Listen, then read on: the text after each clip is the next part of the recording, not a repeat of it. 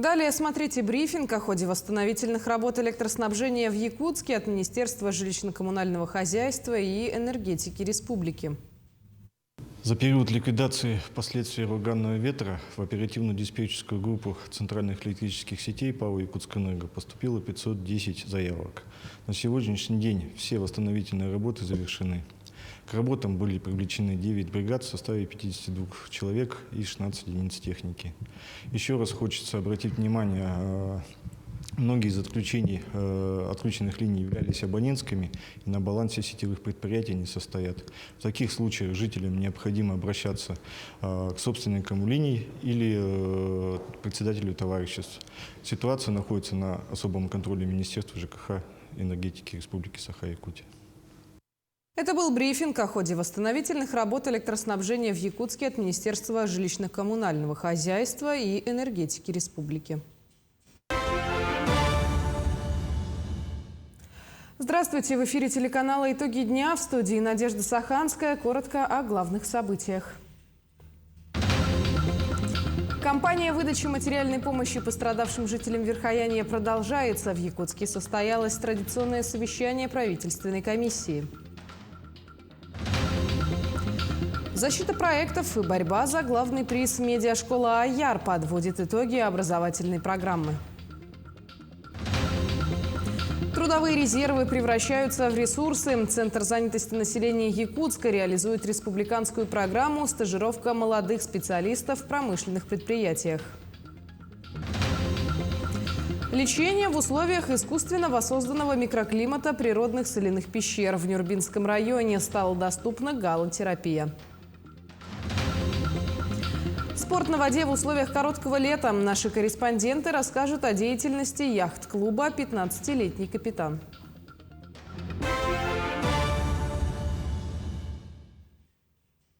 Единовременная материальная помощь пострадавшим от паводка в Верхоянском районе все еще не выдана в полном объеме. В связи с этим первый заместитель председателя правительства Дмитрий Садовников провел традиционное совещание правительственной комиссии. Как отчитался район, выдача единовременной помощи в связи с утратой ценностей составляет 84,5%. Жителям индивидуального жилищного строительства около 93%, а жителям, которые проживают на первом этаже многоквартирных домов, показатель составляет всего 27,5%. Выдача всей материальной помощи будет оказана в ближайшие дни. По городу Верхоянску и селу Адыч. Причина указывается отсутствие специалиста, но мы считаем, что это не должно быть причиной. Понятно, что в районе прошли выборы, действующий глава уже слаживает свои полномочия, выбран новый глава. Но это, повторюсь, не должен быть причиной того, чтобы населению деньги, которых мы предусмотрели, не дошли. Тем временем тепло в Алдане дошло не до всех потребителей. В большей части ответственности лежит на потребителях коммунальных услуг, которые начали чинить системы тепловодоснабжения в квартирах уже по началу отопительного сезона. Продолжит тему Руслан Павлов. Ровно неделя прошла с момента начала отопительного сезона в Алдане. Однако периодически слышны нарекания в сторону поставщиков тепла за непредоставленную услугу. В большинстве случаев виновны собственники жилья, особенно в многоквартирных домах, которые начали ремонт систем теплоснабжения не вовремя. Это именно ремонт в квартирах систем отопления и отсутствие хозяев, которые заливают сегодня жильцов, которые живут этажами ниже. В основном бригады укомплектованы, хотя тяжело. Людей на сегодняшний день не хватает таких именно профессий, профессионалов, слесарей, сварщиков, да, водителей на аварийные машины, что у нас, что в управляющей компании, что на сегодняшний день в ресурсоснабжающих организациях. По той же причине не доведена работа по паспортам готовности в жилфонде и ряда учреждений города. По жилищному фонду пока акты нам не предоставляли. Промывка, если велась, то велась без съема радиаторов. Вот в этом могут быть проблемки. А по садикам, по муниципальным образованиям, да, многие уже паспорта готовности подписали и готовы к работе.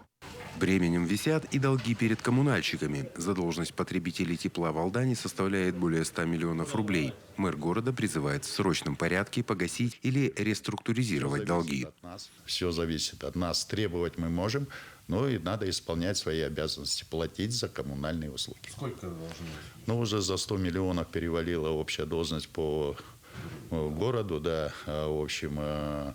И самое страшное то, что люди систематически, как вошло уже в привычку, не платить за коммунальные услуги. Борьба будет очень жесткая. Будет. Все судебные иски переданы судебным исполнителям. И надеюсь, что все равно придется платить за предоставленные услуги. Есть проблемы по запасам угля на небольших котельных. Их собственники просто не в состоянии купить топливо. Вопрос решается и стоит на контроле главы города и района. Руслан Павлов, Александр Лукин, Алдан. В Чурапчинской гимназии в рамках Года экологии в Чурапчинском наследии в честь 105-летия со дня рождения воина-учителя, первого почетного гражданина Чурапчинского района Степана Кузьмича Макарова проведена экологическая акция. В рамках акции посажено 105 саженцев, приняли участие более 400 педагогов, родителей и обучающихся. На данный момент не только в нашей стране, но и по всему миру возрастает необходимость экологического воспитания. И в этой связи в честь именно 105-летия Степана Кузьмича Макарова мы посвятили эту замечательную акцию. Именно такая подобная акция помогает именно подрастающему поколению понимать важность и необходимость именно экологического воспитания. Именно о том, что нужно бережно относиться к самой природе. В Усть-Алданском районе в первый класс поступила одаренная девочка. Сандара Мигалкина, ученица Мирюнской средней общеобразовательной школы номер 2. Она и юный исследователь, и лепит изделия из воздушного пластилина, и исполнитель эпоса «Аланхо», и занимается трудоемкой работой алмазной мозаикой. Всему этому она научилась у матери, ведь родители прежде всего приучают ребенка к тому, что умеют сами. С ранних лет я занимаюсь развитием ребенка. Постараюсь уделять много времени, свободных времени на развитие девочки. Занимаемся бисером. Она с ранних лет разделяет цвета и формы бисера.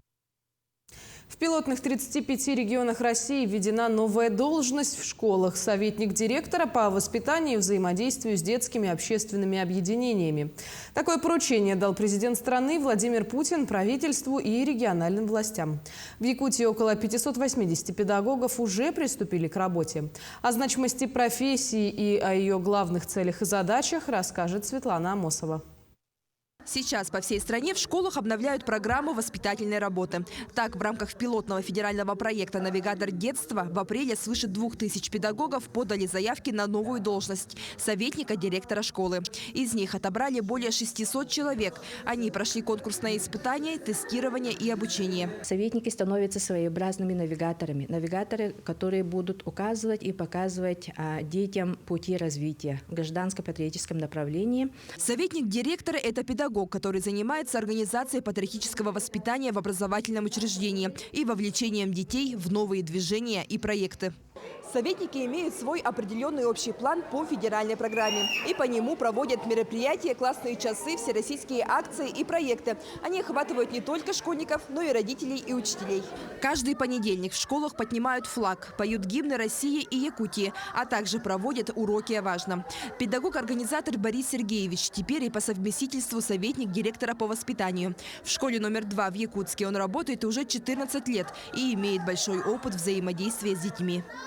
1 сентября у нас прошел проект «Самолетики». Это 11 классы передали самолетики желания нашим первоклассникам. Также второй проект для 5 классов прошло мероприятие «День грамотности». И дети активно участвуют, радуются, когда старшеклассники им организовывают такие вот мероприятия. Школьные проекты поддерживаются президентским советом учеников, которые активно в них участвуют. Патриотизм – это, по идее, любовь к своей родине. Она может проявляться как угодно. Это просто любить свою родину. В моем случае это свою республику. Я ее очень обожаю. На сегодняшний день в каждом городе, районе и селе республики развивают гражданско-патриотическое направление. Данная программа в следующем учебном году охватит все субъекты страны. Светлана Амосова, Павел Пахомов, Якутск. Медиашкола «Аяр» подводит итоги образовательной программы. 10 команд перед экспертной комиссией защитили свои проекты. Участники борются за призовой фонд в 150 тысяч рублей, который будет распределен между 3 лучшими командами. Напомним, медиашкола начала свою работу 22 августа. Миссия проекта – развить компетенции молодой, талантливой молодежи и обучить 100 кадров в сфере медиа. По 2 блокам проходили теоретические и практические занятия. 14 сентября состоится закрытие проекта и оглашение победителей. Я научилась видеографии, я пришла вообще с нуля, и мне очень понравилось. Дело в том, что я мечтаю снять короткометражный фильм, и я здесь, первый толчок представляли 2 кейса. Первый кейс коммерческий для Алмаз-Эргенбанка, второй кейс у нас был для комплексного центра социального обслуживания, социальный кейс. Я учился по направлению работы в кадре, всего было их 5. Учеба проходила в течение 1 недели. И в течение этой самой недели она была, честно говоря, очень насыщенной. И я научился задавать достаточно очень многому. В этом году в Якутии заработала новая информационная система «Поступай онлайн». Она позволяет абитуриентам поступить в дистанционном режиме, а именно подать документы и пройти процедуру зачисления в высшие учебные заведения. Благодаря такой системе количество абитуриентов, подающих документы в онлайн-режиме, выросло почти в 10 раз по сравнению с прошлым годом. Об этом сообщили на заседании проектного офиса по цифровой трансформации отраслей. На заседании был рассмотрен статус реализации проектов отрасли образования. Конференции такого рода проходят на постоянной основе. Так, на прошлом заседании были рассмотрены статусы цифровизации отрасли здравоохранения. Среди проектов, которые мы предлагаем, это расчет автоматических субвенций, который у нас выделяется. Я думаю, что это уже практика будущего, которая нам позволит эффективно распределять те субвенции, вообще бюджетные средства, которые выделяются на муниципальные образовательные организации. Центр занятости населения Якутска реализует республиканскую программу «Стажировка молодых специалистов в промышленных предприятиях». Участниками данной программы могут стать молодые граждане в возрасте до 35 лет с высшим или средним профессиональным образованием. Вначале они должны обучиться той или иной специальности, и только затем им предоставляется возможность пройти стажировку на одном из крупных предприятий, которое сотрудничает с Центром занятости, а также с муниципальными районами и профильными ведомствами. Главная задача проекта – увеличение трудовых ресурсов из числа местных кадров трудоустроить в промышленной, строительной, дорожной и производственных отраслях. Напомним, благодаря проекту на сегодняшний день более 34 тысяч молодых людей стали занятыми. Проект работает с 2017 года.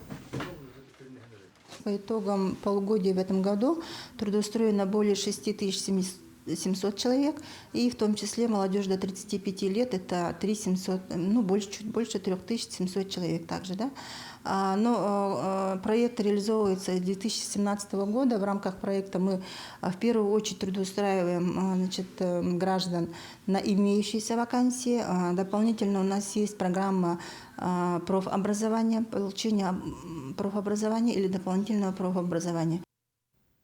Южно-Якутский технологический колледж официально включен в реализацию федерального проекта «Профессионалитет». В подписании соответствующего соглашения приняли участие руководители крупнейших угледобывающих компаний, представители среднеспециальных учебных заведений, Министерства образования и руководство республики и района.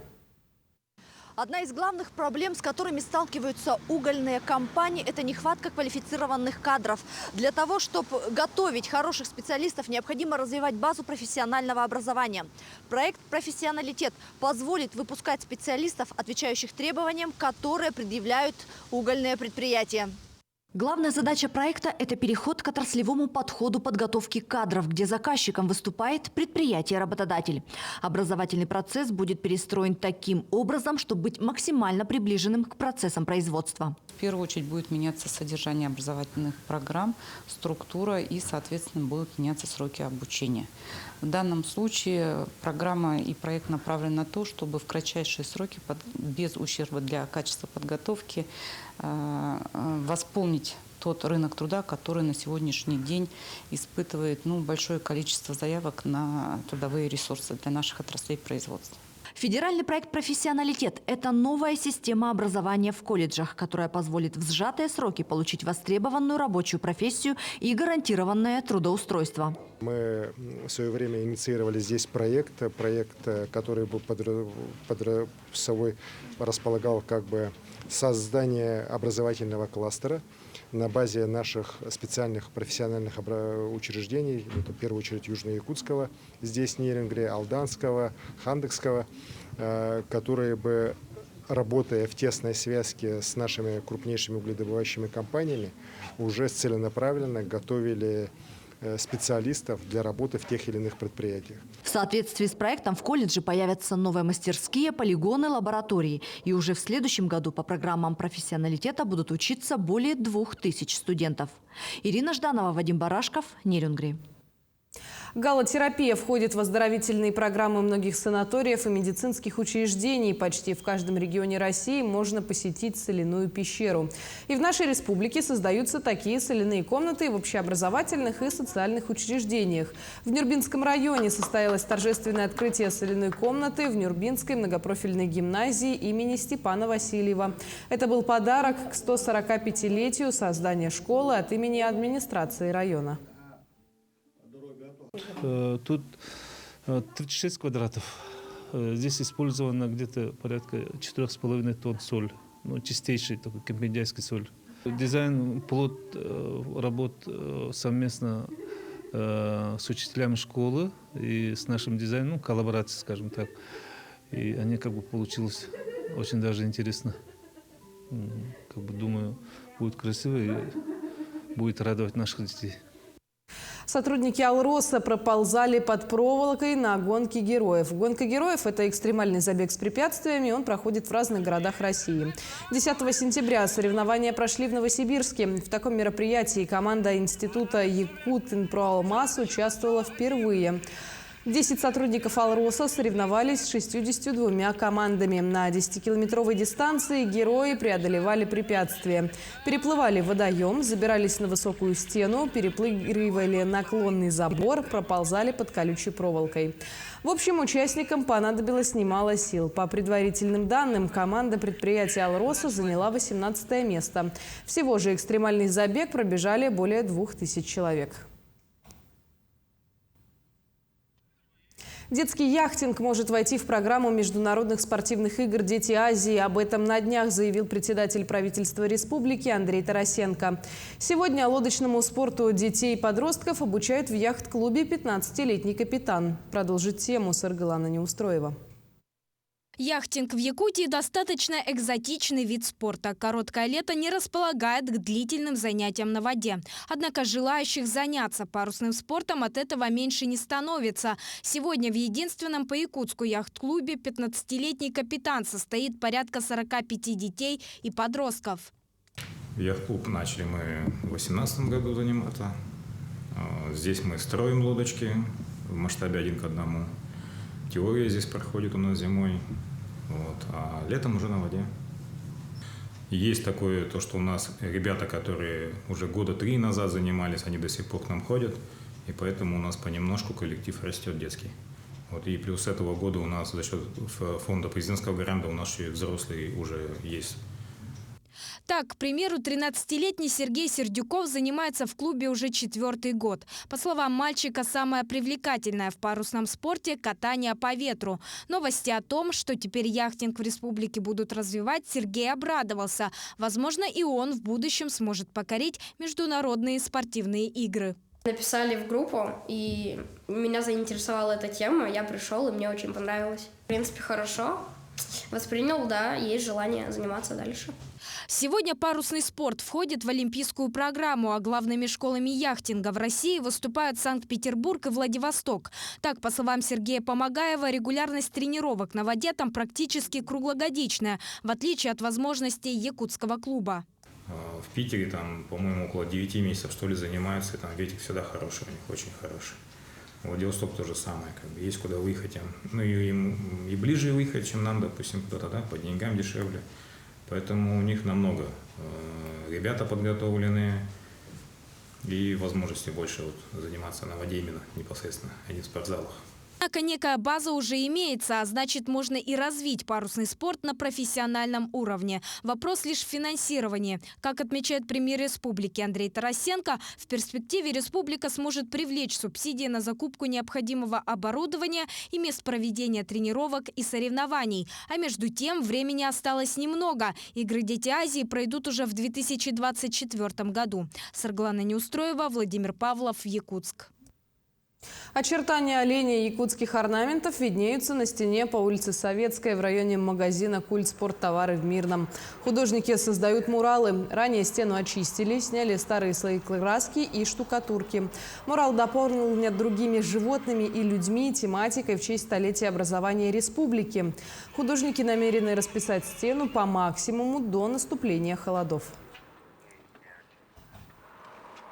10 августа во Владивостоке стартовал 19-й международный кинофестиваль «Меридианы Тихого». В программе кинофестиваля якутские режиссеры участвуют в блоке «Российское кино» с фильмами «Ит» Степана Бурнашова и Дмитрия Давыдова и «Нуча» Владимира Мункуева. Всего на международном кинофестивале «Меридианы Тихого» покажут более 1000 фильмов из 94 стран.